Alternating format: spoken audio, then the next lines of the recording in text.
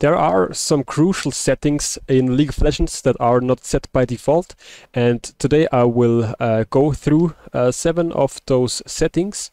So stick around and don't miss that out, because it will increase your win rate immediately.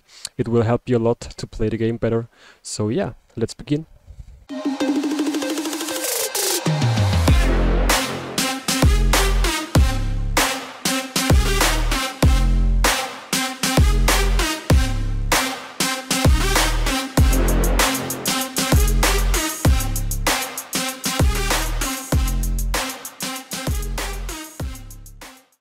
Hey guys, my name is Mario and this channel is my Challenger climb. I play this game for 10 years now, but in the last 2 seasons I climbed from Silver all the way to Platinum, and I still want to improve, so my goal is of course to hit Challenger, and yeah, this is the challenge, to hit Challenger. And while I'm doing so, I also want to help you guys, because I know there are some people out there who want to climb. Maybe not to Challenger, but of course I will help you through all elos. And yeah, so let's start with the video of today, with the topic of today. And the topic of today are the settings. So yeah, the first setting is, in my opinion, the most important setting for team play, for team fights, everything you need when you're playing with teammates. You want to go to the hotkeys in the options, so you press escape, of course, on your keyboard, then go to the hotkeys, and then you scroll down to camera control, and there you have select self, select Li1, select Li2, 3 and 4. Those will be set to F1, F2, F3, F4 and F5, so your F keys will be used for those. But to be honest, to reach to your FQs, you have to put your whole hand from the QWE, so that's not the point, because you have to move your hand way too far away from the keys you need the most. So what you want to do, or what I like to do, is of course self. I select with space. That's just how I learned it, and all the time I hold space, I select myself, and when I let it go, the camera is unlocked. So this is how I usually walk and move my camera throughout the game. And my allies I have set to Y, X, C and V, because it's very easy to reach. And of course you can't put it on ASDF because you have your flash there, etc. So the Y, X, C and V I have set up for my allies. And I always like to put them from top to bottom. So when I play top lane, for example, because I'm a top main, now I can't really show you because I have no teammates, but you get the idea. So my jungler, I have my jungler there, then the mid lane there, then the ADC there, and the bottom lane there. So always the ally on top will be the Y, then the second one will be the X, then the third one the C, and the fourth one the V.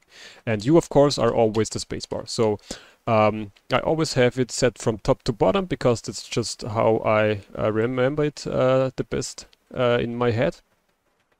So when I press Y, I have the jungler, X I have the mid, and also if I have mid, I also have it set from top to bottom. So when I'm mid lane, then I would set Y for the top laner, X for the jungle, so just from top to bottom, because then you easily can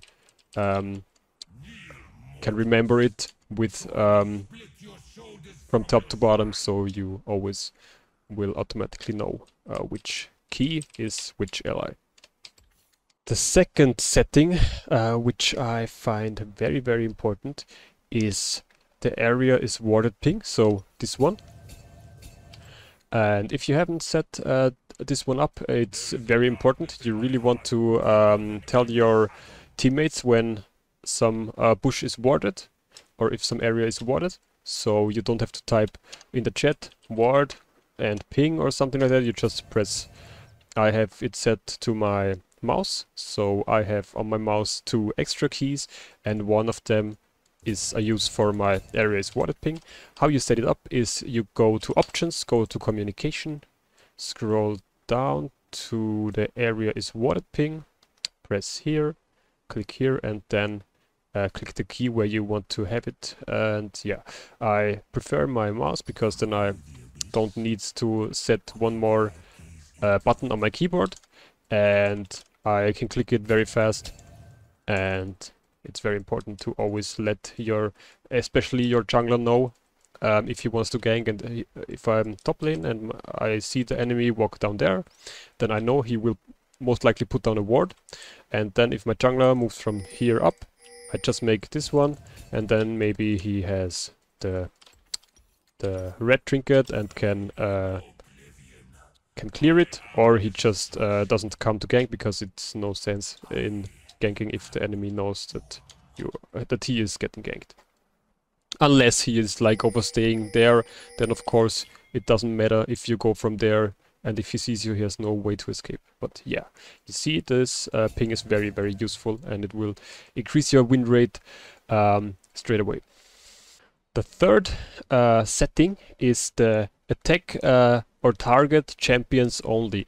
You will find this setting in the hotkeys, abilities and summoner spells, all the way down here at the other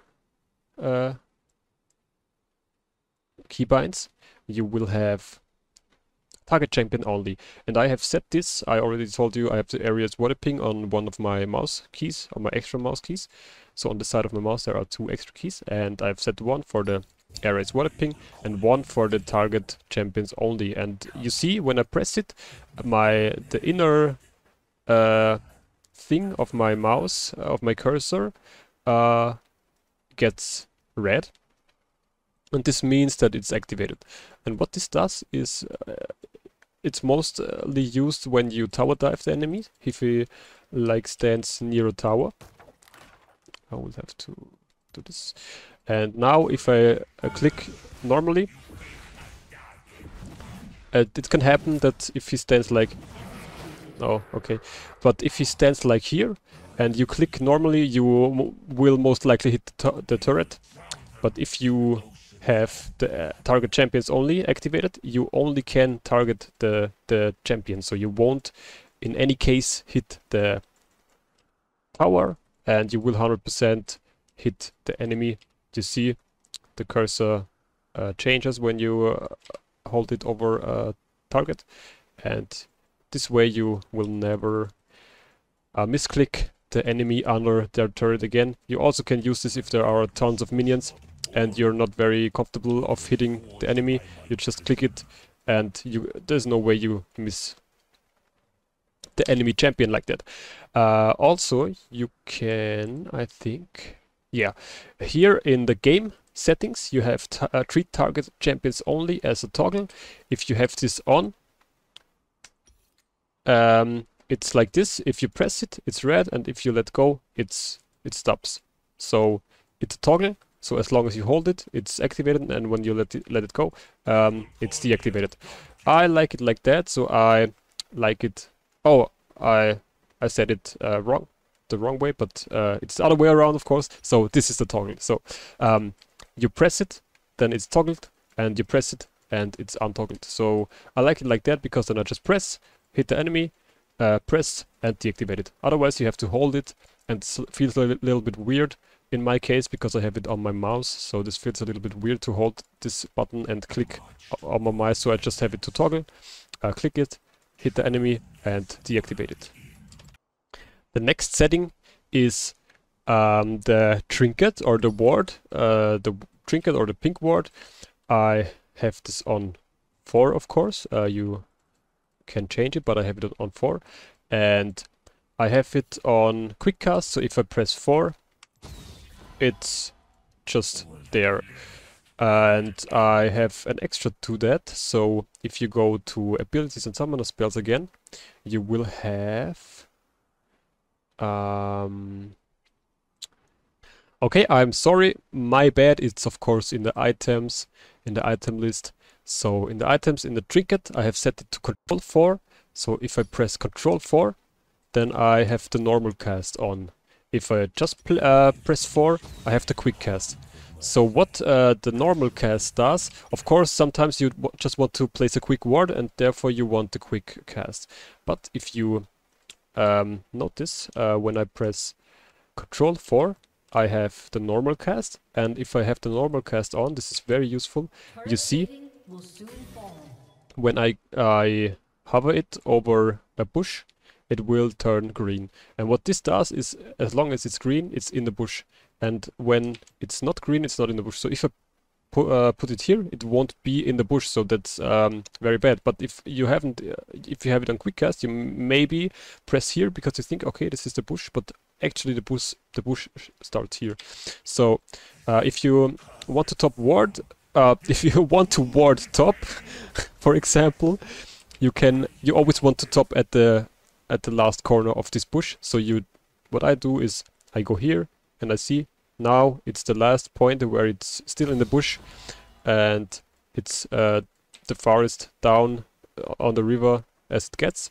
So this is useful for this. You also with control wards, if you put control ward here and you're on red side, on blue side, then you want to put it in the most corner to the edge here, because then the enemies can't clear it.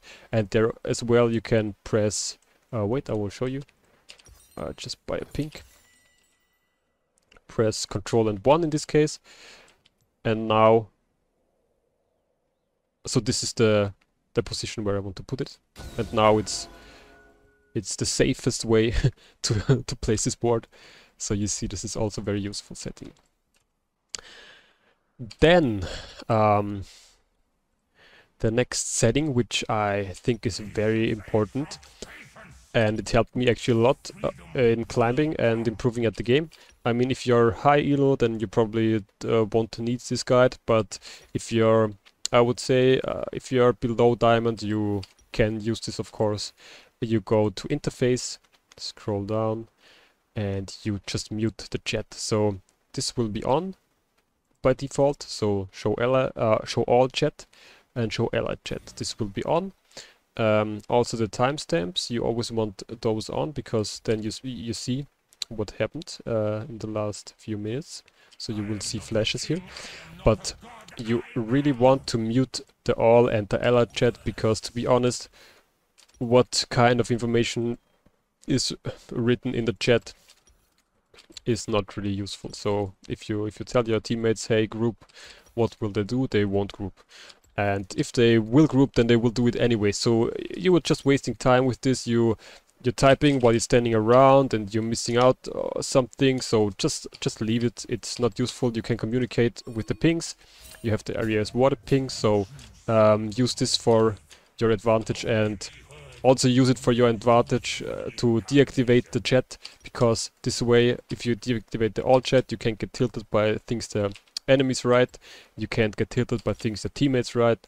I mean, of course, they will still get salty with their pings sometimes, but you can then there will be next to the ally, there will be a mute ping button. So you just click the mute ping button, then you won't hear a thing of this guy, and this is very important. Helped me a lot to get more tilt proof and concentrate more on the game.